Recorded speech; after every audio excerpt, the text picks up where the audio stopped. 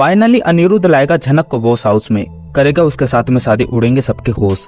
दोस्तों star plus का show serial झनक में इस समय आपको हाई वोल्टेज ड्रामा देखने को मिल रहा है।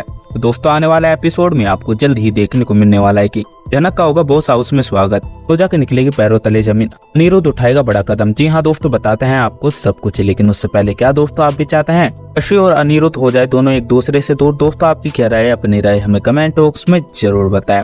स्टार प्लस का शो सीरियल झनक में इस समय आपको एक के बाद एक इंटरेस्टिंग एपिसोड देखने को मिल रहे हैं। दोस्तों आने वाले एपिसोड में आपको जल्द ही देखने को मिलने वाला है कि अनिरुद्ध को होश आता है, अनिरुद्ध अपनी गलती को सुधारेगा और झनक से बोलता हुआ दिखाई देगा कि बस अब बहुत हुआ, मैंने बहुत ताने सुन लिए और मेरे परिवार ने जो तुम्हारे साथ में करा है आज के बाद में तुम्हारे साथ में कभी भी नहीं होगा, और मैं वादा करता हूँ कि तुम्हारे अपमान का बदला मैं लूंगा और अब से तुम्हारे ऊपर जो भी उंगली उठेगी सबसे पहले का जवाब मैं दूंगा। अनिरुद्ध झनक से शादी कर बॉस हाउस में लेकर आ जाने वाला है। वहीं दूसरी तरफ बॉस परिवार को यह नहीं पता होने वाला है कि आखिर अनिरुद्ध गया कहाँ है, अनिरुद्ध के दिमाग में क्या चल रहा है।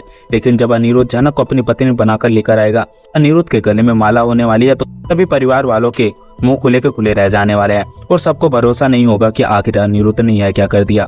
तनुजा अनिरुद्ध को बोलती हुई दिखाई देगी कि आखिर ये कैसा गंदा मजाक है अनिरुद्ध, अभी अभी तुम हॉस्पिटल से आए हो, झनक के साथ में तुम यहाँ पर आ गए, तो क्या गले में तुमने ये माला पहन रखी है? लेकिन अनिरुद्ध अपनी माँ को बताएगा कि यह कोई भी मजाक नहीं है, मैंने झनक के साथ में शादी कर ली है। मैं आप सभी को बता दूं कि झनक अब मेरी पत्नी है। दूसरी तरफ अशी और सृष्टि जब झनक को अनिरुद्ध के साथ में देखेंगे तो अशी की बोलती बंद हो जाने वाली है और अशी को भरोसा नहीं होगा कि आखिर अनिरुद्ध ने यह क्या कर दिया, क्योंकि उसने अभी तक उसे डिवोर्स के पेपर भी नहीं दिया है। अशी अनिरुद्ध के ऊपर सवाल उठा पाती उससे पहले ही अनिरुद्ध को बोलता हुआ दिखाई देगा कि मैंने डिवोर्स पेपर के लिए बोल दिया है और कुछ ही घंटों में डिवोर्स पेपर भी आ जाएंगे, उसके बाद में तुम साइन कर देना और तुम्हें जो करना है उसके बाद में तुम कर सकती हो। तुम्हें जहां जाना है, अपनी माँ के साथ में रहना है या फिर कुछ भी करना है या मेरे खिलाफ कंप्लेंट भी करनी है, जो चाहो वो कर सकती हो। आज से तुम्हारा मेरे साथ में कोई भी नाता नहीं है और अब ध्यान रखना कि झनक के ऊपर कोई भी उंगली उठाएगा तो सबसे पहले मेरा जवाब आने वाला है। उसके बाद मैं कभी भी सहन नहीं करूंगा कि कोई भी मेरी पत्नी का अपमान करे, क्योंकि अब से झनक मेरी पत्नी है और मैं नहीं चाहता कि कोई भी मेरी पत्नी के ऊपर सवाल उठाए।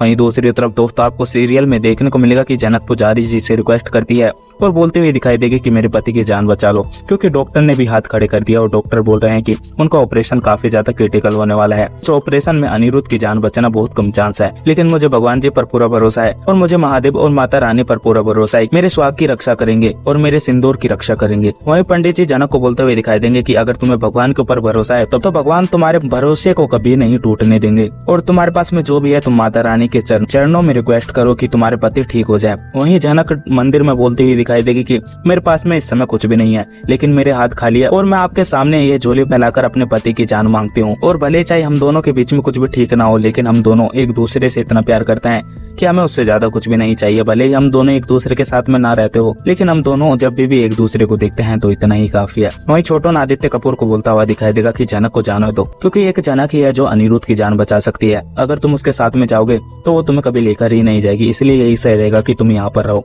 और अनिरुद्ध का ख्याल रखो। जी हाँ दोस्तों, आपका क्या सोचना है, अपनी राय हमें कमेंट बॉक्स में जरूर बताएं।